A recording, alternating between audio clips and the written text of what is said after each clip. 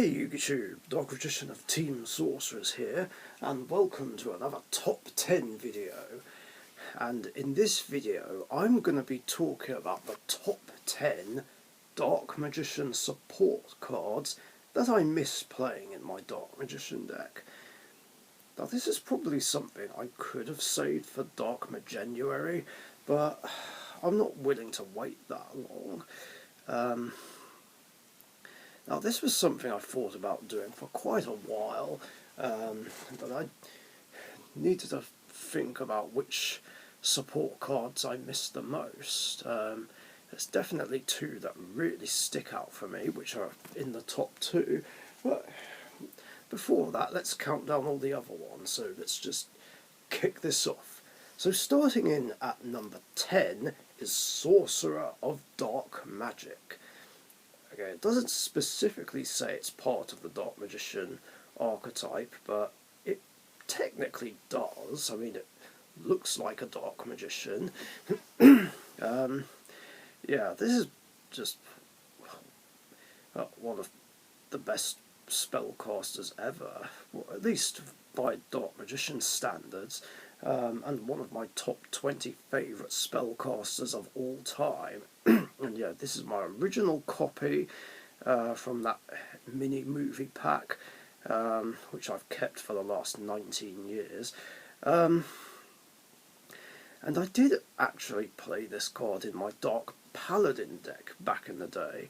I mean, it made sense, because I was running Dark Magician Girl, and Chaos Sorcerer for a while.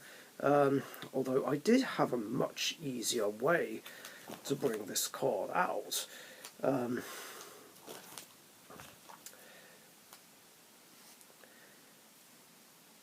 that way was through Magical Scientist's effect.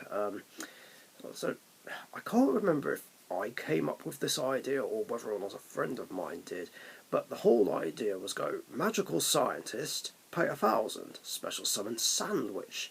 Then do the same thing, pay 1,000 life points, special summon Sandwich, because yeah, once per turn effects were hardly ever a thing back in the good old days. Not even hard once per turns. God, where's the time gone?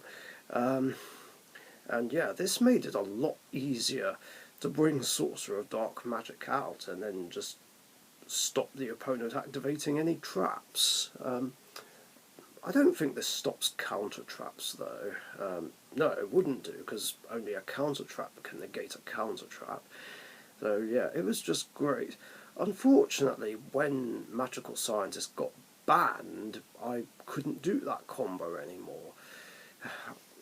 All because of players playing Scientist FTK. Stupid FTK decks. It does make me wonder though whether or not a Magical Scientist could be errated and make it a hard once per turn, so that way it could come back one day. What do you guys think? If that was the case, along with the fact that Catapult Turtle's effect was errata to a once per turn, I really don't think there'd be any way to pull off the Scientist FTK anymore. Anyway, back on topic. I mean, I could play Sorcerer of Dark Magic in my Dark Magician deck nowadays. In fact, I haven't actually played this in my deck since Magical Scientist got banned. It would make sense, because I can bring out high-level spellcasters a lot easier than I could way back in the day. Yes, back when the only cards we had were yellow, orange, green, pink, purple and light blue, and we were thankful.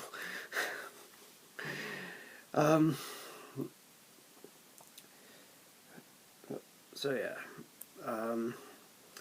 it is a viable option for Dark Magician nowadays, but I just can't find the space. Otherwise I'd gladly do that. Number 9, Magic Formula. And yes, this is the original print from Gladiator's Assault and its first edition. I believe Billsy helped get this for me. Because yeah, obviously I didn't get this card when it first came out, and like even from then to now, this card is ridiculously expensive and hard to get. Not the reprints, of course, just specifically the original print. And I'm glad to actually own a copy of the original print. Now, I didn't use this in my Dark Magician deck that much. I mean, I did try to on a few occasions, and it kind of worked, but I ended up needing room for other things. Shame, really, because I do really like this card, giving Dark Magician or Dark Magician Girl a buff. Putting Dark Magician on 3200, which could help him run over most boss monsters. It was really good, and I like the fact that it gives me 1,000 life point boost if it goes to the graveyard. I believe it has to be sent from the field, though. Yeah, it does. Yeah, I wish I could still play this in my Dark Magician deck, but again, I haven't got the space. It's just most unfortunate. Number 8 is a tie between two cards, Dark Flare Knight and Mirage Knight. Yes, I did actually used to play these cards, also in my Dark Paladin deck, actually. Oh, I don't think I ever fusion summoned Dark Flare Knight properly, but again, this was something I would bring out with Magical Scientist, and I actually thought of this idea myself as a way to overcome Horus the Black Flame Dragon level 8. I mean, back in the day, it was a terrifying boss monster, and it was one that was very difficult to take down, especially since it was also used in combination with Royal Decree, which meant half my deck was shut down, so I was only left with monster effects. Now, there were ways to break that lock, of course. I mean, Break the Magical Warrior could pop the Royal Decree so that traps would be live again, but other than that, you'd have things like Exiled Force, DD Warrior Lady, Tribe Infecting Virus, Old Vindictive Magician, even Man-Eater Bug, funnily enough. Oh, yeah, and also Blackluster Soldier Envoy at the beginning and Chaos Sorcerer. Now, of course, I didn't have a lot of those cards back then. I didn't have a BLS yet. I had Chaos Sorcerer and Old Vindictive and Man-Eater Bug. I didn't own a Tribe Infecting Virus yet, though, or Exile Force, so I had to make do with what I had. So, yeah, obviously, it was pretty simple. Again, use Magical Scientist. Use this effect, bring out Dark Flare Knight, then crush it into Horus. Then his effect, bring out Mirage Knight. Basically the early version of Honest, you might say. Yeah, this was a great way to take down Horus. Yeah, Mirage Knight is just awesome. I wish he didn't banish himself, like, at the end of the turn. That's just annoying. I mean, you go through all these resources to bring this card out, only to have him banish itself at the end of the turn. Then again, if you use this in combination with Imperial Iron Wall, then he would stay, but I don't know, it's a situational combo. But of course, again, when Magical Scientist got banned I couldn't do this combo anymore.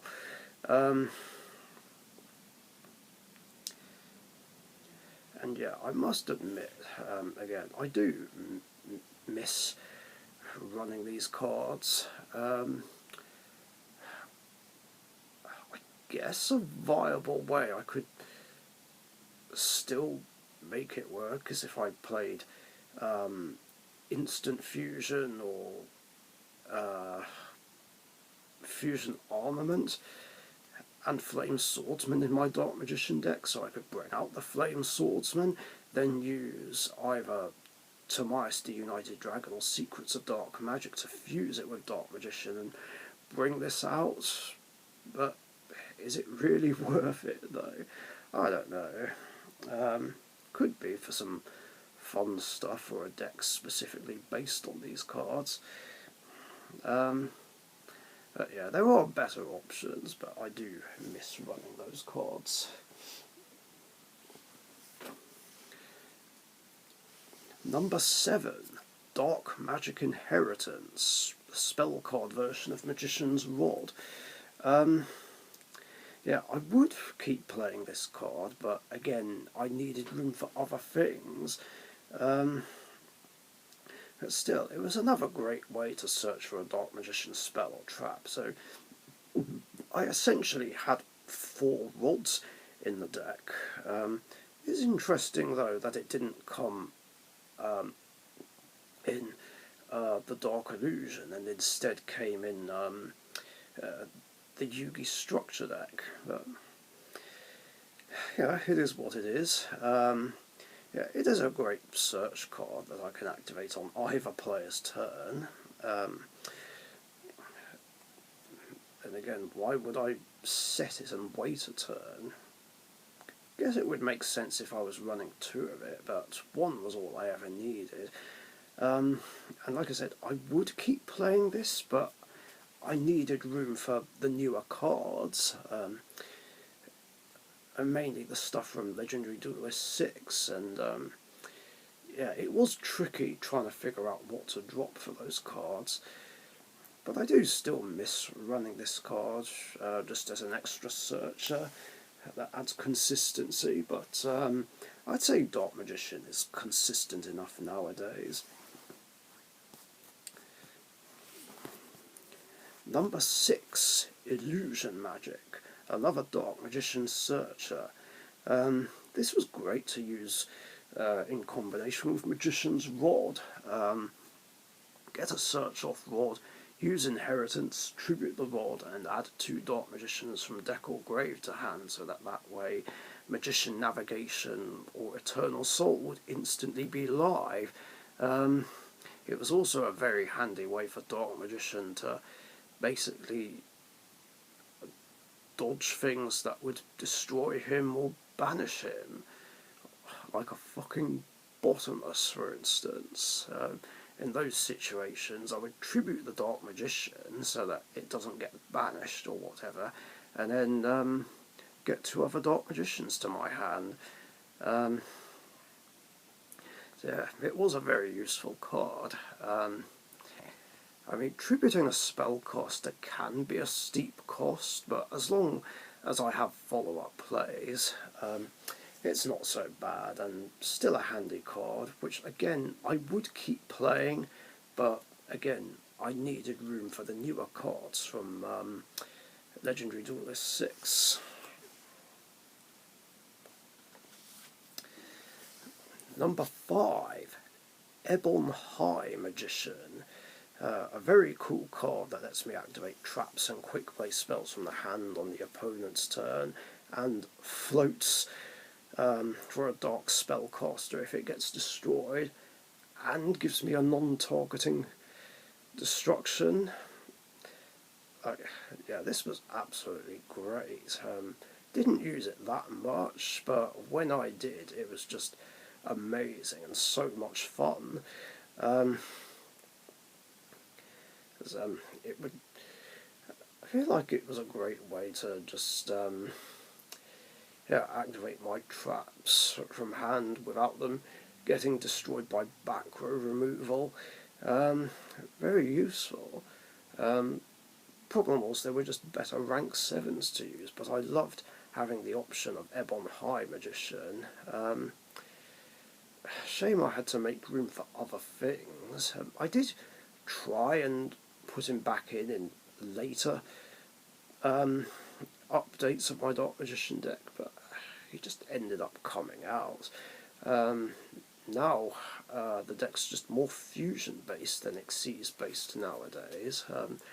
The only Xyzs I have in my deck now are number 11 Big Eye and Red Eyes Flare Metal Dragon. There's no room for other rank 7s.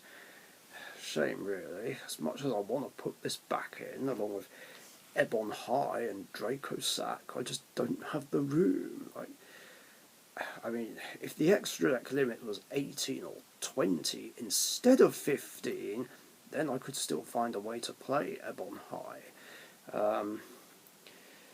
And it's a shame, really, because there were at least 3 occasions where this actually helped me get rid of Diabolos, Lord of the Lair, back when Lair of Darkness was big in the meta. Because obviously that thing has targeting immunity, which was really annoying for me, because Dark Magician can struggle against monsters with targeting immunity, like Blue Eyes Chaos Max Dragon, for instance, or that stupid Goki monster that negates a targeting effect. I think it's Gino. But anyway, going back to Diabolos, there were 3 occasions where I'd bring out Ebb on High, crash him into Diabolos, then special a Dark Spellcaster, and then pop Diabolos without targeting it. It was just great, very useful. I mean, if I was still playing competitively and Lair of Darkness did become big in the meta again, I would definitely have this on hand. If not an extra deck option, then at least a side option. So much fun. Number 4, Magician Navigation. Yeah, this was what I had to rely on to special summon Dark Magician from my hand, like before Eternal Soul came along. Although then, of course, I ended up playing 3 copies of both. So yeah, very handy cards. Bring Dark Magician from the hand and any level 7 or lower Dark Spellcaster I choose. And of course, it's a single spell, one-time spell or trap negates, or at least negates the effect of one, not the activation. You get the idea. So yeah, this was really great. And sometimes this would be more preferable to search over Eternal Soul. Obviously because of Eternal Soul's stupid, pointless drawback, where if it leaves the field, then my monsters get destroyed. I still really wish it didn't have that drawback. It's so pointless and unfair. And I wish Konami would errata it so that it gets rid of that weakness, and I get to keep my field if Eternal Soul leaves the field.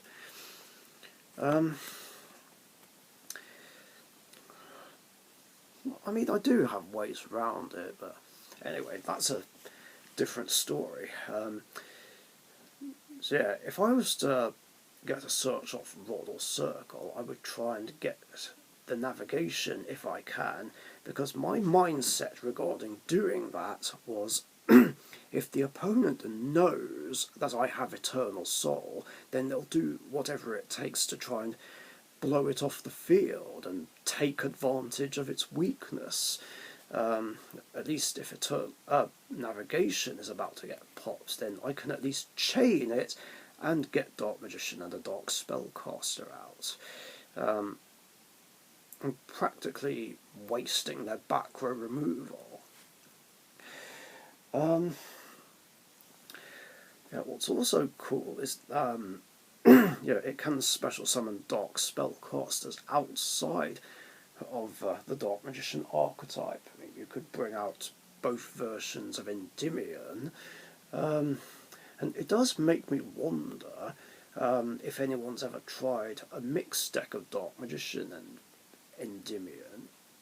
Not that I ever would, but it does seem like a good idea. I mean, I have even thought about taking in the original Endymion, the Master Magician, but again, I don't have the room, so this would use to only ever bring out either a Magician of Dark Illusion, Dark Magician Girl, mainly Apprentice Illusion Magician.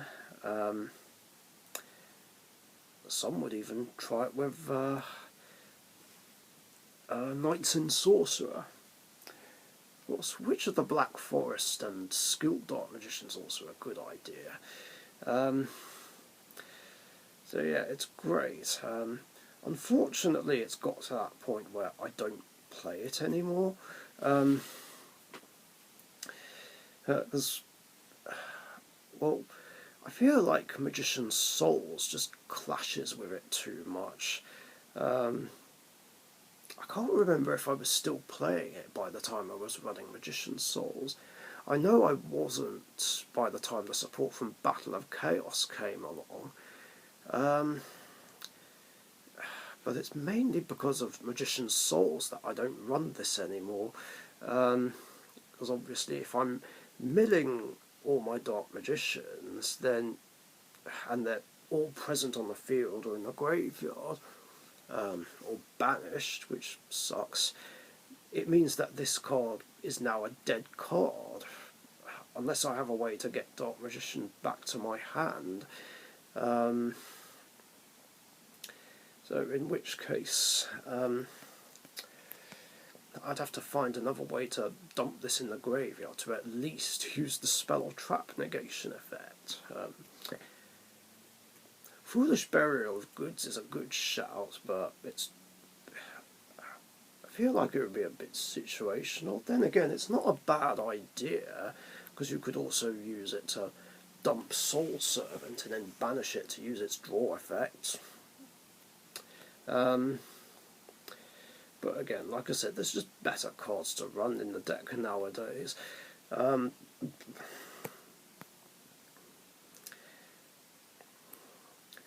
So, yeah, it is unfortunate.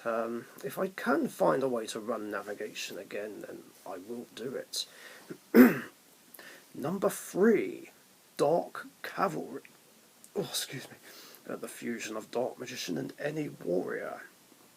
And I was running this mainly as another Eye of Timaeus option, because I don't play any warriors in my Dark Magician deck. Well, unless of course you count Blackluster Soldier, Soldier of Chaos, but that's not really ideal, since that card is good enough on its own, especially if I use a level 7 or higher as material. So yeah, Eye of Timaeus was the only way I could bring this out. Same with Dark Paladin. It is more viable in the Magician of Chaos build, though. As if I really wanted to, I could fuse Dark Magician with Blackluster Soldier Super Soldier to bring it out. And yeah, I do still play that in my Magician of Chaos deck, just as a fun option to bring out off Illusion of Chaos. I mean, it is my favourite ritual monster after all, and he also does fulfil the requirement if I fusion summon Master of Chaos. But anyway, going back to Dark Cavalry is very useful, just gaining 100 points for every spell and trap on the field and in both graveyards. So yeah, he can become pretty big when dealing with a back row heavy deck, and I love how it negates an effect that targets. So again, it's another good option to protect Eternal Soul, but only if it targets though. Unfortunately, it won't stop something like Harpy's Feather Duster or Lightning Storm, but it's still a cool option to bring out. And yeah, and it can be a nasty piercing robot card as well. Why was I thinking of Robot Wars just now? So yeah, I wish I could still play this card, because I can just simply bring it out with the Eye of Timaeus, but I don't have room in the extra deck. Number 2, Dark Magician of Chaos, the upgraded form. Now, from 2005 to 2008, this was another powerhouse I would play in my Dark Magician deck. I didn't run Dedication through Light and Darkness, though. Didn't really make sense to, since I was only playing one Dark Magician, and it could be a dead card. Not so much nowadays. I mean, it's more viable. In fact, I could play Dedication through Light and Darkness and Dark Magician of Chaos now, since Dark Magician is so easy to bring out. But unfortunately, I just haven't got the space for him. Along with the fact that it's a little bit frustrating that it's been a rotted, so it adds the spell back in the end phase. But at the same time, I do understand. So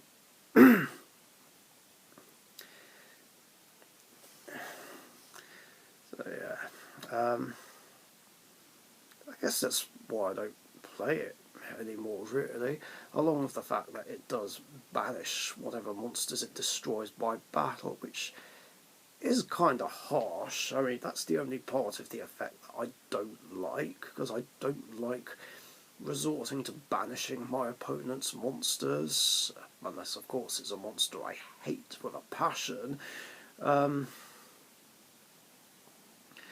still, at the same time, it's a great iconic card.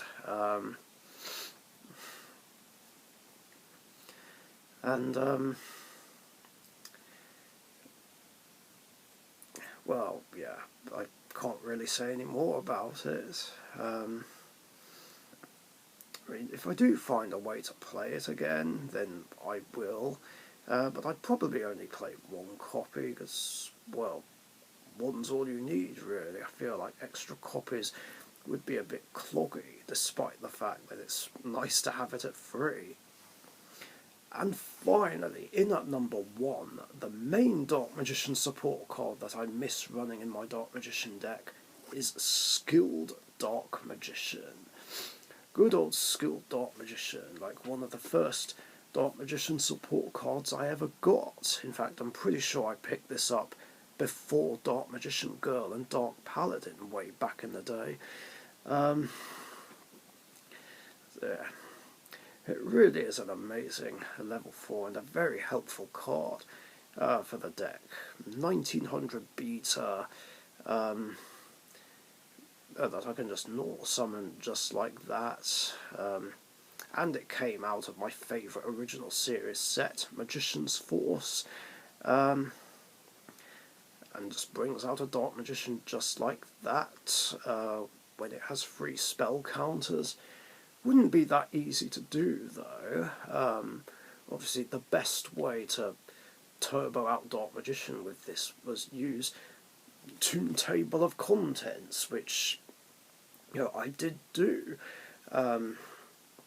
even for a little while back then, and when I was able to figure out how to play pure Dark Magician way back in 2014,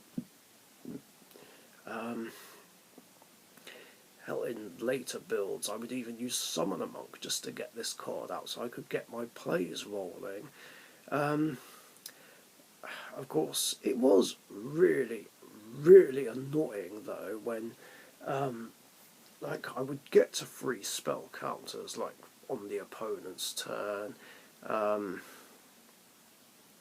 and then they do something to get rid of Skilled Dark, like run it over with a Cyber Dragon, or just use generic monster removal. Yeah, that was really fucking annoying. I hated that so much. And it was even worse in later years, because this effect would be stopped by Effect Veiler before I'd have a chance to use it. In fact, there was one very rude and cheeky play where I was in a game with my good friend Darkness L 1989, and I managed to bring Skilled Dark up to 3 spell counters, and then he dropped Veiler. Yeah, I was not impressed. Situations like that are why Effect Veiler's a love-hate card.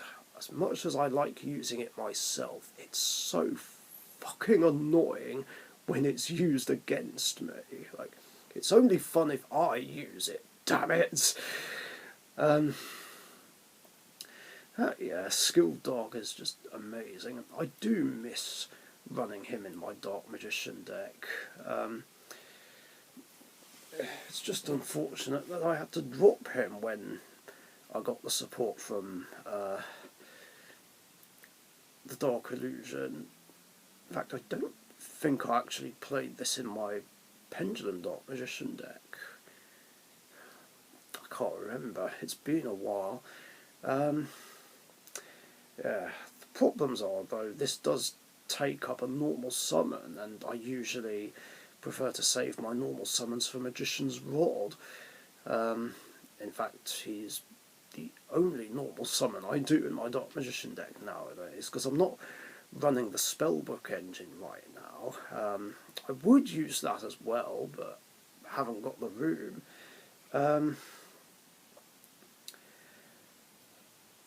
The other thing is, I suppose if I ran Magician Navigation again, then I could simply special summon this card off Navigation. But then again, it's better to use Navigation to special summon Dark Magician Girl or Apprentice Illusion Magician. You know, something with a bit more beef in terms of attack strength. But hey, again, if I do find a way to run this card again, then I'll give it a go. I'm still thinking about maybe running a Highlander Dark Magician deck, so that way I could play this if I wanted to. The problem is, I have tested that out on Edo Pro, and it's just so hard to play a 1 copy per card Dark Magician deck. Like, especially on that chance that the one and only copy of Dark Magician could get banished, and then the deck's practically unplayable. Which makes me so thankful that nobody's ever banished all 3 copies of my Dark Magician. I mean, the most that was banished was 2, but if someone did banish all 3, there will be hell to pay, and I will never forgive the person who does that to me. So yes, future opponents have been warned. Yeah, that's something else that's a bit off topic, but yeah, that is my list for the top 10 Dark Magician support cards that I miss running in my Dark Magician deck. I mean, maybe I'll do a similar list where I cover cards that are not Dark Magician support cards, but I did play in my Dark Magician deck. Let me know in the comments down below if you want to see that. In the meantime, thanks for watching. Hope you enjoyed this video. If you did, leave a like and a comment, share and subscribe if you haven't subscribed already. And I'll catch you guys later. See ya.